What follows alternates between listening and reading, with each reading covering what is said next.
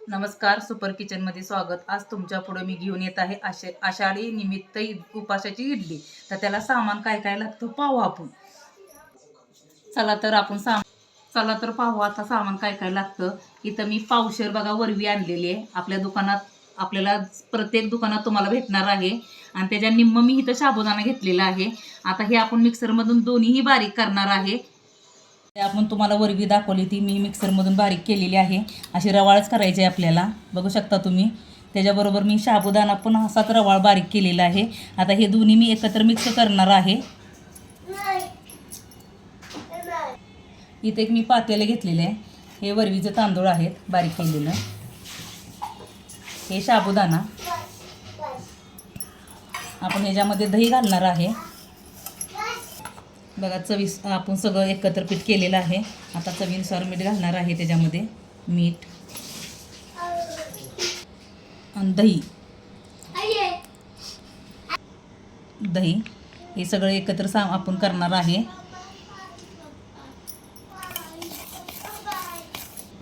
कमीत कमी ह्याला आंबटच दही वापरायचं आहे आणि वाटीभरच दही वापरायचं आहे आपल्याला. आता पाणी घालून आपण त्याचं मिश्रण तयार करणार आहे. लागल तसंच आपण पाणी घालणार आहे.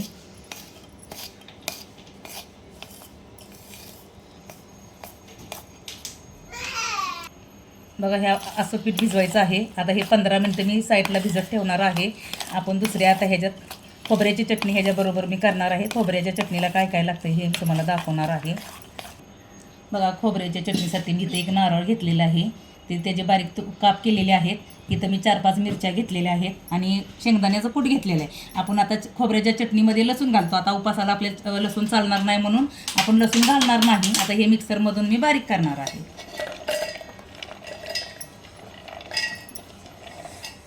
याच्यात दही पण वापरायचं आहे आपल्याला.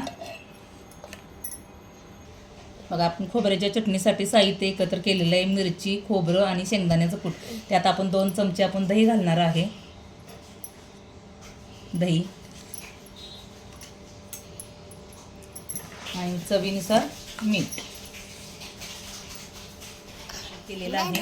आता ह्याच्यात मी जिऱ्याची आणि फोडणी टाकणार आहे. बाकी काही सुद्धा टाकणार नाही याच्यामध्ये. बघा किती मस्त झालेले.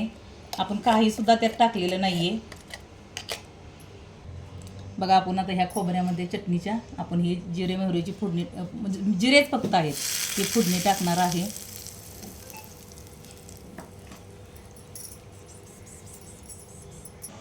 बघा आपलं पीठ पण छान भिजलेलं आहे. आता ह्यात आपल्याला थोडंसं नॉर्मल पाणी लागणार आहे. थोडंसं आपल्याला जरा पाणी घालून पातळ करायचं आहे. इडलीसारखंच करायचं आपल्याला.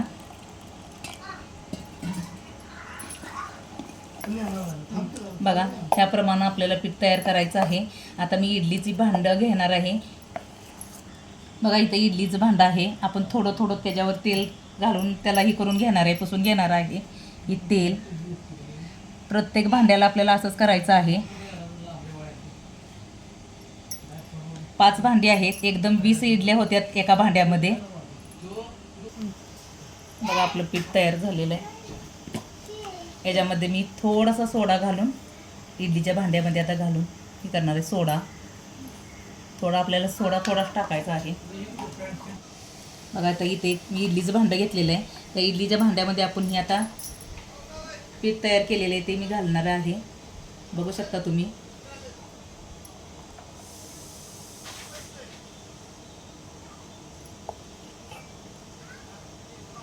एकदम 20 इडल्या होतात आपल्या.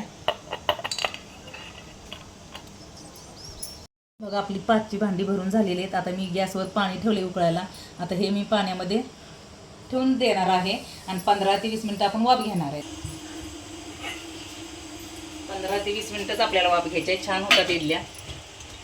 इडल्या पूर्ण झालेल्या आहेत. आता काढताना आपल्याला गारच करून काढायचे. ते एकसारख्या बघा अशा काढून घ्यायच्या आहेत आपल्याला पूर्ण भांड्याच्या. पूर्ण इडली आपली झालेली आहे. किती मस्त झालेली आहे बघा. पंज झालेली आहे. बघू शकता तुम्ही. एकदम छान झालेली आहे. त्याच्याबरोबर मी सांबर पण बनवलेला आहे आणि चटणी पण बनवलेली आहे. तुम्हाला कशासोबत खायची असेल त्याच्यासोबत तुम्ही खाऊ शकता. बघा किती मस्त झालेलं आहे. तुम्हाला बघा माझ्या इडल्या. तुम्हाला माझा व्हिडिओ कसा वाटला, आवडल्यास लाईक करा, शेअर करा, कमेंट करा, सबस्क्राईब करा. पुन्हा भेटू अशाच रेसिपी घेऊन. धन्यवाद. उपासाच्या इडल्या आहेत, लक्षात ठेवा.